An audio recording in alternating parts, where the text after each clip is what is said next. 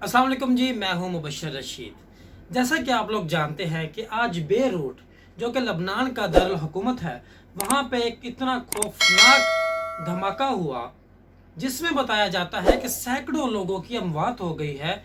तकरीबन 5 से 6 हज़ार लोग अब तक जख्मी हैं। ये भी इन्वेस्टिगेट करना बाकी है कि यह धमाका कोई एक्सीडेंटल धमाका था, ये एक्सीडेंट था या एक प्री प्लान धमाका था। इंटीरियर मिनिस्टर है जो इन्होंने वजह बताई कि ये कैसे धमाका हुआ और क्यों किया। ये वजह आज आपके साथ शेयर करेंगे कि इसकी इतनी बड़ी धमाके की वजह क्या थी। लबनान जो कि वेस्टर्न एशिया में वाक़या है और इसका बॉर्डर सीरिया और इसराइल के साथ ये अपना बॉर्डर शेयर करता है, और जहाँ पे ये धमाका हुआ ये एक बेरूट की एक सी पोर्ट थी। सी पोर्ट का नाम था बेरूट पोर्ट सिलोस के नाम से इसको जाना जाता है, और वहाँ पे ये अनफॉर्चुनेटली वाक़या हुआ। और ये बताया जा रहा है, जो कि अभी तक उनके वज़ीर दफ़ा ने भी अपना बयान दिया कि ये एक धमाका अमोनियम नाइट्रेट वहाँ पे मौजूद होने की वजह से हुआ। और ये अमोनियम नाइट्रेट कहाँ से आया, कैसे ये धमाका हुआ, ये चीज़ जानने के लिए हमें 2013 में जाना पड़ेगा। ये 2013 में कुछ ऐसा हुआ कि एक शिप जो कि जॉर्जिया से आ रही थी और किसी टेक्निकल वजह की बेस पे ये इस पोर्ट पे वो टेक्निकल वजह दूर करने के लिए और रिपेयर करने के लिए वहाँ पे रुकी। जब इस पोर्ट की अथॉरिटीज़ ने उसको चेक किया, इंस्पेक्ट किया, तो पता चला वहाँ पे 2570 टन उस शिप में अमोनियम नाइट्रेट मौजूद थी। अमोनियम नाइट्रेट जो कि पेस्टिसाइड और फर्टिलाइजिंग के कामों में ये ज़्यादातर इस्तेमाल होती है, जो कि अगर अकेली है तो ये ख़तरनाक इतनी ज़्यादा नहीं है, लेकिन अगर इसके साथ कोई एक्सप्लोसिव मटेरियल ऐड कर दिया जाए, लाइक आपको इसमें फ्यूल ऐड कर दिया जाए इस अमोनियम नाइट्रेट में, तो ये इतनी तबाही मचाता है कि आपकी सोच है।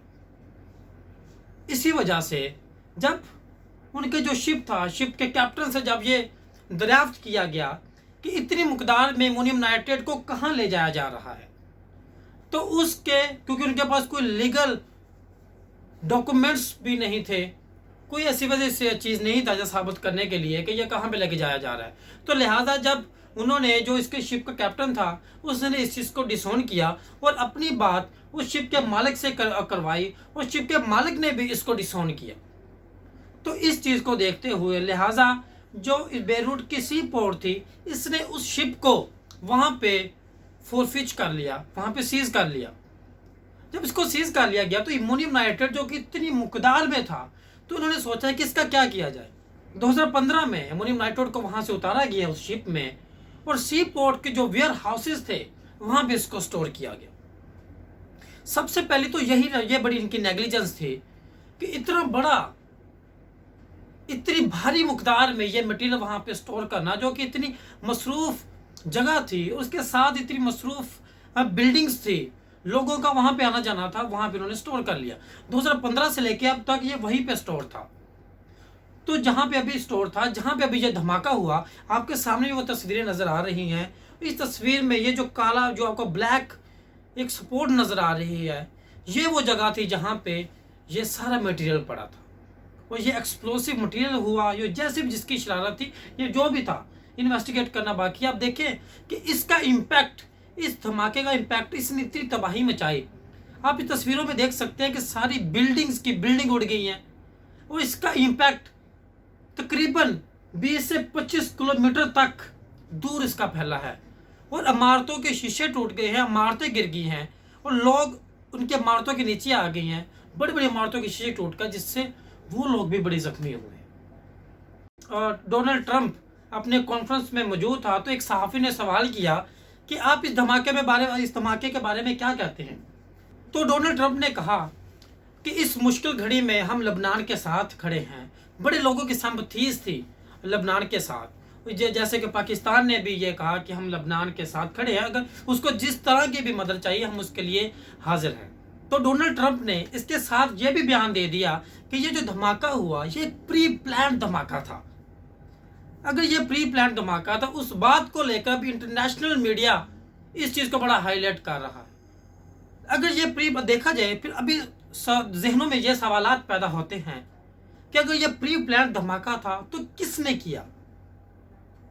इसका जो बॉर्डर है लबनान का, बेरूट का जो बॉर्डर है, ये इसराइल और इधर से इसराइल और दूसरी साइड से ये सीरिया को इसके साथ लगता है।